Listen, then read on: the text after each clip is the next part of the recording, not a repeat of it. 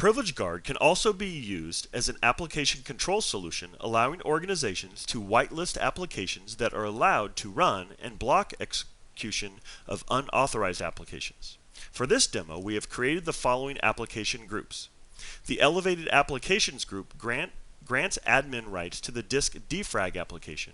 Secondly, the Trusted Application group allows every application in the Windows and Program folders to run, but with standard user rights. Finally, the Blocked Applications group has a wildcard rule which captures all other applications not specified elsewhere.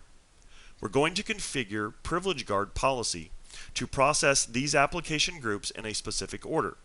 The Elevated Apps group has been granted admin rights, therefore the disk defrag application will run with admin rights. The Trusted Applications group has been granted the Enforce Users Default Rights access token, meaning applications in this group will run with the user's rights, in this case, standard user rights.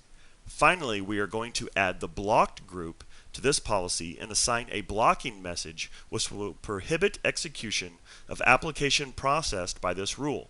This is done via a simple right-click to insert the group. We have now switched back to a standard user and have run the disk defrag application. As you can see, this application has been granted admin rights and has been processed by our first rule. Next, we have run the command prompt, which has been allowed to run but with standard user rights, as this has been processed by our second rule, Trusted Apps. When we try and change the system, we receive an error because the command prompt is running with the standard user rights. Finally, when we run Google Chrome, the user is presented with a blocking message as the application has been processed by our last rule, Blocked Apps, and prohibited from running.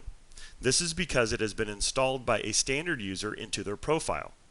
Even when users are given standard user rights, there are certain applications and malware that can be installed under standard user privileges. Google Chrome is an example of one of these applications.